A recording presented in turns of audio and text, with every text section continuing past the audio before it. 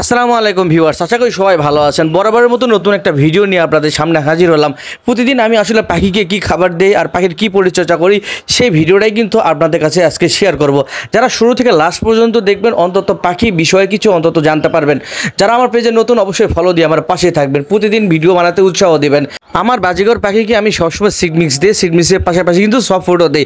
এটা হচ্ছে লাভবার্ড পাখির খাবার আর এটা হচ্ছে বাজিগর পাখির খাবার। আপনারা যারা বাসায় পাখি পালন করেন, বাজিগর পাখি, লাভবার্ড, ককাটেল এবং বিভিন্ন ধরনের পাখি রয়েছে, তারা অবশ্যই খেয়াল রাখবেন সবসময় কিন্তু সিডমিক্স খাওয়ানো যাবে না, এদেরকে কিন্তু মাঝে মধ্যে সফট দিতে হবে।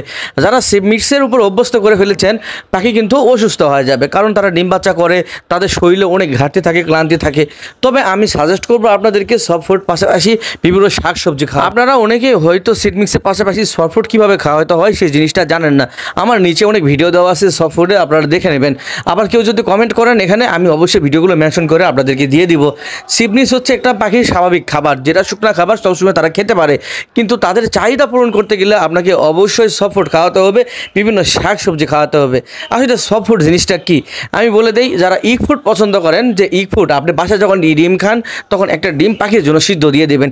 সেই ডিমটা কুচি কুচি করে কেটে এবং সেখানে কলমি শাক মিক্স করে দিতে পারেন, তাহলে পাখির শারীরিক দুর্বলতা কাটবে এবং সেখান থেকে আপনার পাখি ডিম বাচ্চা করতে আরও উৎপাদন হবে।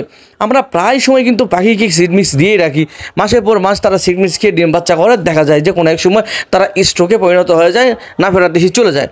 আমি মনে করি যে একটা পাখিকে সুস্থ রাখতে হলে আপনাকে অবশ্যই সিডমিক্সের পাশাপাশি সফট খাওয়াতে হবে।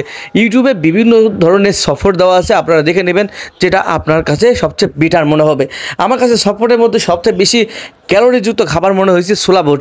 পাখিকে ছোলা বুট খাওয়ানো খুবই উপকারী, পাখির হজম শক্তি কাজ করে, পাখির এনার্জি বাড়ায়, পাখি বিভিন্ন ধরনের গ্রোথ হয়, পাখির চামড়ার যে কালার আছে, যে পশমের কালারটাও ভালো মতো চলে আসে। আপনারা যে কাজটি করবেন, ছোলা বুট রাতে ভালোভাবে ধুয়ে ডুবা পানিতে ভিজিয়ে রাখবেন। সেটা নরম হয়ে গেলে পরের দিন সকালে যখন আপনি পাখিকে খাবার দিতে যাবেন, একে সিডমিক্স না দিয়ে সেখানে ছোলা বুট দিয়ে দেবেন। তারা কিন্তু অতি সহজেই সেই ছোলা বুটগুলো খেয়ে নেবে, তাদের এনার্জি বৃদ্ধি হবে, ডিম বাচ্চা করতে আরও সক্ষম হবে। আপনারা বাজার থেকে আরেকটা জিনিস কিনে নিয়ে আসবেন, গ্রিট।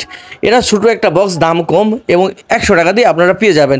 এই গ্রিটটা পাখিকে খাওয়ালে কী হবে, ডিম বাচ্চা করতে বেশি সক্ষম হবে এবং বাচ্চাগুলো সুস্থ হবে, এবং পরবর্তীতে যাতে ডিম বাচ্চা করতে তাদের কোনো স্ট্রোকের সমস্যা না হয় সেটা কিন্তু সমাধান হয়ে যাবে। নিয়মিত যদি আমার পেজে এই ধরনের ভিডিও আপনি পেতে চান, তাহলে কিন্তু আমার পেজে ফলো দিয়ে আপনাকে পাশে থাকতে হবে। এবং আমার টিকটক আইডিতে নিয়মিত কিন্তু এই ধরনের ভিডিও দেওয়াই থাকে। অনেকেই কোশ্চেন করেন, ভাইয়া সপোর্ট কীভাবে খাওয়াবো, কীভাবে আমি আসলে শাক খাওয়াবো। আসলে এগুলো লিমিট নেই, আপনার পাখি যতটুকু খায় জাস্ট খাঁচার মধ্যে 2 থেকে আড়াই ঘন্টা দিয়ে রাখবেন। দিয়ে রাখার পরপরই দেখবেন পাখি যতটুকু খাবে ততটুকুই খাবে, আর বেশি খাওয়ারও কোনো চান্স নেই। সেখানে আপনি অবশ্যই মাথা রাখবেন যে খাবারটা যাতে 5-6 ঘন্টা না থাকে। খাবারটা 5 থেকে 6 ঘন্টা হয়ে গেলে ভাইরাস জমে যাবে, সে ভাইরাসে আক্রান্ত হতে পারে আপনার পাখি। শুরু থেকে যারা ভিডিওটি দেখছেন, একটু হলেও যদি উপকৃত থাকেন, ভিডিওটা আপনার বন্ধুর কাছে শেয়ার করে দেবেন। এবং নিয়মিত ভ্লগ নিয়ে আমি আপনাদের সামনে আরও হাজির হব এবং সুন্দর সুন্দর ভিডিও উপহার দেবো। সবাই ভালো থাকবেন, সুস্থ থাকবেন, আল্লাহ হাফেজ।